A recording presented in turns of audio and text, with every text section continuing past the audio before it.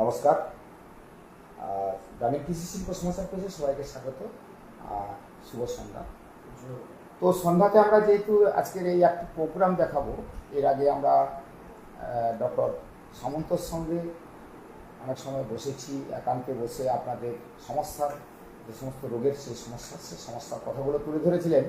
তবে আজকের একটু আলাদাভাবে একটা এপিসোড করবো, এটা স্পেশাল কিডনি স্টোন, এটা নিয়ে ডক্টর সামন্তের সঙ্গে কথা হবে। নমস্কার ডক্টরবাবু। তো দর্শক যারা দেখছে, কিডনি স্টোন নিয়ে যে তার সমস্যা, তার সমাধান কি?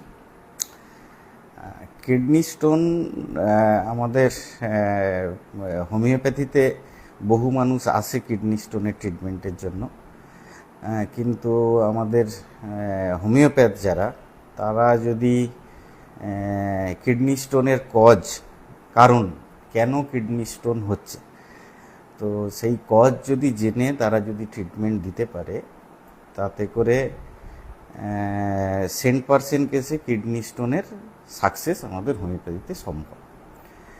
কজের মধ্যে আমরা কিডনি স্টোন কেন হয় মানুষের শরীরে, বহু ক্ষেত্রে আমরা দেখতে পাই যে কিডনি স্টোন যেটা তৈরি হচ্ছে সেটা ইউরিক অ্যাসিড যাদের হাই থাকছে, অনেকের হয়তো ব্লাড টেস্টের মধ্যে ইউরিক অ্যাসিড দেখতে পাওয়া যাচ্ছে না, কিন্তু তার একটা ইউরিক অ্যাসিডের ডিপোজিশন হচ্ছে। ডিপোজিশন মানে ক্রিস্টাল থাকছে, সেই ক্রিস্টালগুলো ধীরে ধীরে বড় হতে হতে সে কিন্তু উপর থেকে বুঝতে পারছে না যে তার ইউরিক অ্যাসিডের ক্রিস্টাল জমা হচ্ছে বলে।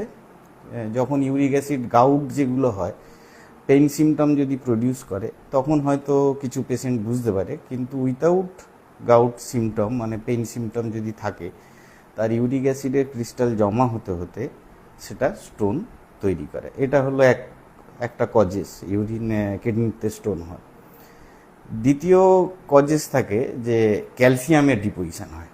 দেখা যাচ্ছে যে আমাদের থাইরয়েড, সাধারণ মানুষ মানে এখন তো থাইরয়েড সবার মধ্যেই প্রায় সবাই জানে আর কি বিষয়টা। সেখানে আমাদের প্যারাথাইরয়েড গ্ল্যান্ড আছে আর কি। প্যারাথাইরয়েড গ্ল্যান্ড যেটা হলো T3 T4 এগুলো দ্বারা আমরা বুঝতে পারি তার প্যারাথাইরয়েড হরমোনটা ঠিক আছে কিনা। প্যারাথাইরয়েডের কাজ হলো যে বডির মধ্যে ক্যালসিয়ামটাকে রেগুলেশন করা।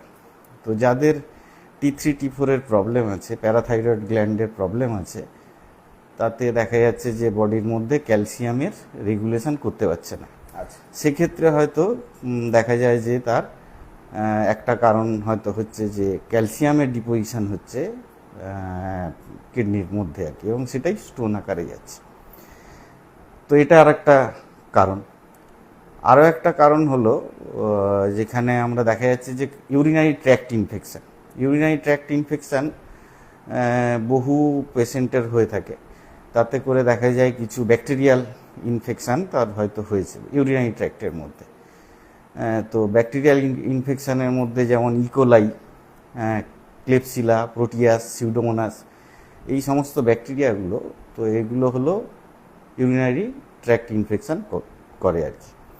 তো দেখা গেল ইউরিনারি ট্র্যাক্ট ইনফেকশান কারোর হয়েছে, কিন্তু সেই ইউরিনারি ট্র্যাক্ট ইনফেকশান ইল ট্রিটেড অবস্থায় হয়তো তার সিমটমটা চলে গেছে, কিন্তু সেই ব্যাকটেরিয়াগুলো তার ভেতরে থেকে গেছে, এবং সেই ব্যাকটেরিয়া যখন থেকে যাচ্ছে, সেই ব্যাকটেরিয়াগুলোর ওপরে একটা স্টোন ফর্মেশন হচ্ছে।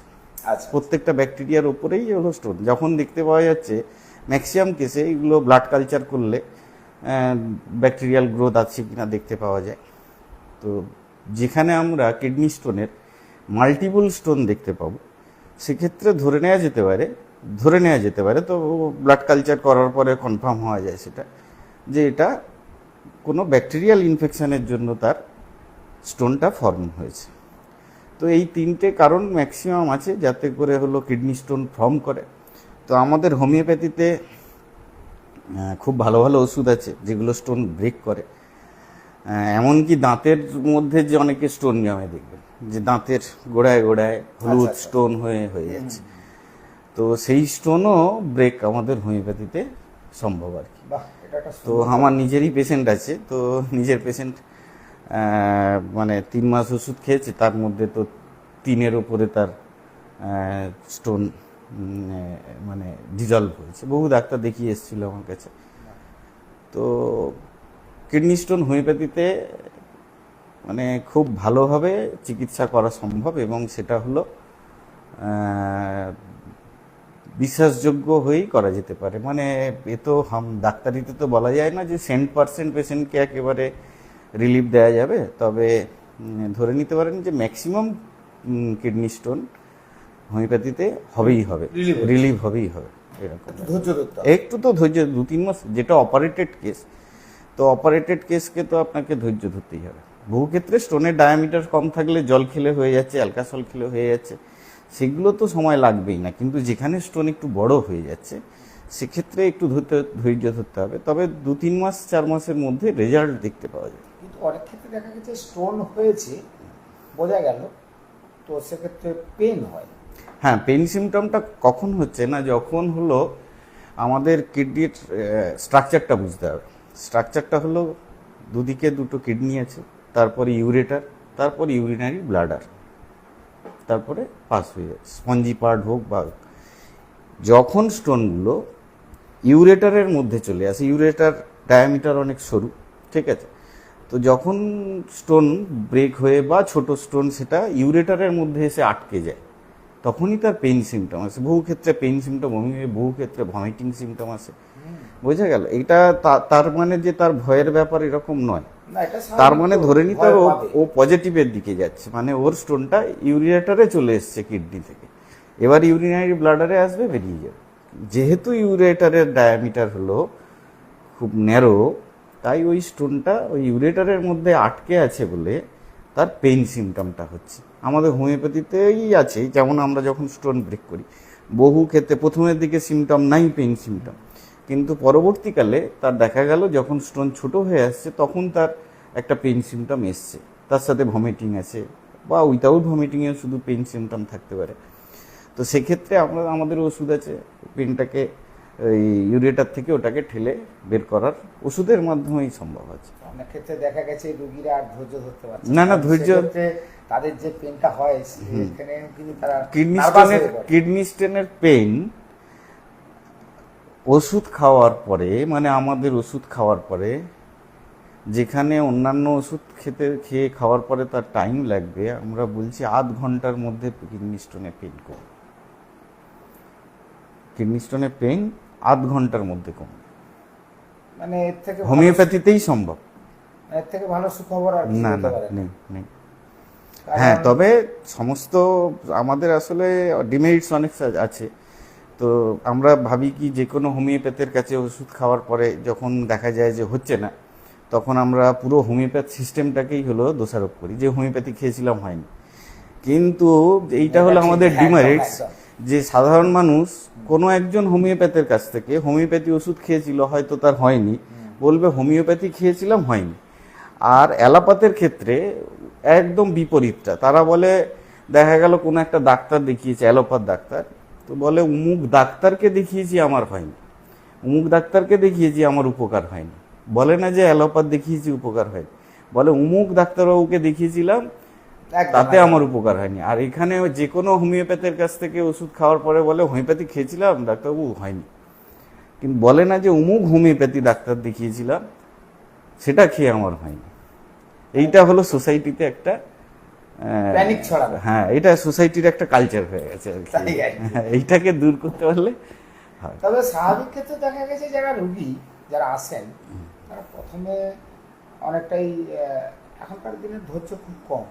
বেশিরভাগ ক্ষেত্রে দেখেছি রোগীরা যারা ডাক্তারবাবুর কাছে চলে আসেন আগে ভাগে একটা লাইনে, লম্বা লাইন। তবে আমরা উল্টো কথা বলবো, মানুষ যখন ধৈর্য যখন চলে যায় তারপরেই হোমিওপ্যাথিতে এসে ধৈর্য দেখে। আমাদের কাছে যে সমস্ত পেশেন্টগুলো আসে তারা ভ্যারাইটিস ডাক্তার দেখায়, এবং সেই সমস্ত ডাক্তার দেখিয়ে যখন তাদের কিছু আর হচ্ছে না, ডে ওয়ানে কিন্তু আমাদের কাছে আসে না। ডে ওয়ানে হয়তো আমার কোনো পুরানো পেশেন্ট, যে পেশেন্ট তার বাড়ির লোকের কিছু হয়েছে সে বিশ্বাস করে সে এসছে, কিন্তু আমরা ম্যাক্সিমাম পেশেন্ট পাচ্ছি এরকম যারা বিভিন্ন জায়গা থেকে দেখিয়ে যখন ফেলিওর ওই পেশেন্টটার কিছু উপকার হয়নি, সে তখন আমাদের কাছে একটু ধৈর্য দেখিয়ে বসে থাকে। যেমন আর্থারাইটিস, রিউমাটোলজির যে পেশেন্ট, রিউমাটোলজির পেশেন্টরা বহু জায়গায় তাদের পেইন সিমটম থাকে, তারা বহু জায়গায় হাঁটুর ব্যথা, কোমরের ব্যথা, ঘাড়ের ব্যথা বহু জায়গায় দেখায়। দেখানোর পরে যতক্ষণ ওষুধ খায় ততক্ষণ, তারপরে যখন কোনো উপকার হয় না শেষমেশ আমাদের হোমিওপ্যাথের কাছে আসে, তখন তারা একটু ধৈর্য দেখে। আর আমরা বলি রিউমাটোলজি খুব টাফ সাবজেক্ট। তো টাফ সাবজেক্ট আমরা বলি যে অন্য জায়গায় শুধু পেইন কিলার আছে, আমাদের ক্ষেত্রে হলো পেইন কিলার নেই, আমাদের অনেক ওষুধ আছে যেটা ভেতর থেকে যেটা বলে হোমিওপ্যাথি ঠিক করে।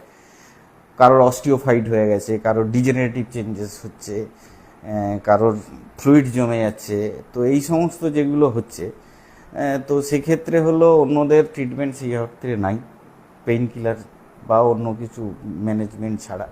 আমাদের হলো ভেতর থেকে অস্টিওফাইটকে রুখে দেওয়ার জন্য আছে, যেখানে টেন্ডনকে, যেখানে কার্টিলেজকে এফেক্টেড করছে, সেই টেন্ডেন্সিকে রুখে দেওয়ার ক্ষমতা হোমিওপ্যাথির আছে।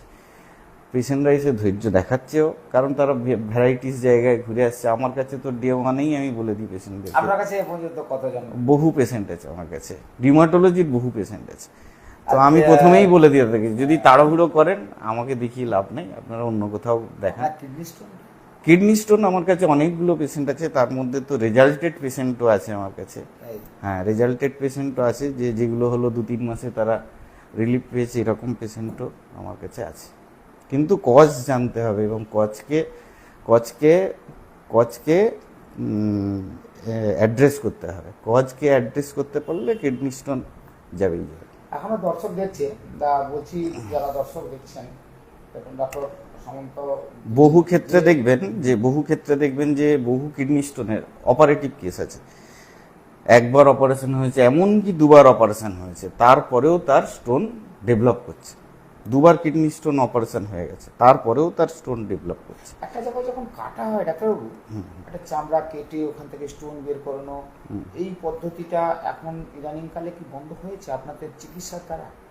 না, আমাদের হোমিওপ্যাথিতে তো কোনো কাটাকাটি ব্যাপার নেই। এখানে শুধু হোমিওপ্যাথি অ্যাজ লাইক জল, মিষ্টি ওষুধ, এইরকম একটা ব্যাপার। কিছুই খাচ্ছি না এরকম একটা ব্যাপার, জল খাচ্ছি মনে হচ্ছে এরকম।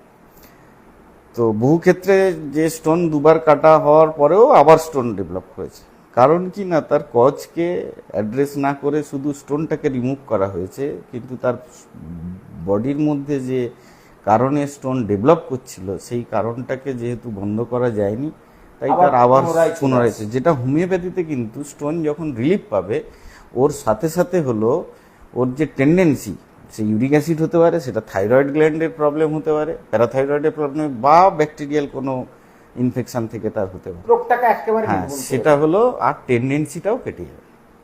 এই হচ্ছে মানে আমার ডিফারেন্স। তো কিডনি স্টোনটা আজকে তো গল্প হলো, তো যারা দর্শক দেখছে তারা কোথায় আসবে, বিশেষ করে তারা ঠিকানাটা জানে, এর আগে আমরা দেখিয়েছি, তো তাদেরকে আরেকবার একটু ঠিকানা বলে দিতে হবে। দর্শকরা তারা কিন্তু এই সমস্যায় ভুগছে, তারা বিভিন্ন জায়গায় যাচ্ছে। এবার হচ্ছে একটা রোগ হলে মানুষের যা হয় ডাক্তারবাবু, একটা রোগ যখন হয় তখন তারা দুশ্চিন্তায় পড়ে যায়। তাদের যতক্ষণ না সেই রোগ উপশম হচ্ছে, যতক্ষণ না সে রিলিজ হচ্ছে সেই রোগ থেকে, ততক্ষণ পর্যন্ত তার মেন্টাল যে একটা দুর্বল হয়ে যাওয়াটা, এটা কিন্তু প্রত্যেক ক্ষেত্রেই দেখেছি। তো এক্ষেত্রে কিডনি স্টোনটা এখনকার দিনে যে পরিষেবা চলছে, আপনার যে পরিষেবা চলছে, তাতে আপনি বললেন যে প্রচুর রিলিফ পাবেই এবং সেটা তো documented, USG report after 2 to 3 months, আবার ইউএসজি রিপোর্ট ডকুমেন্টেড হবে। তো দর্শকদের আপনার একটু ঠিকানা বলে দিন, দর্শকরা দেখছে, একটু ঠিকানা বলে দিন।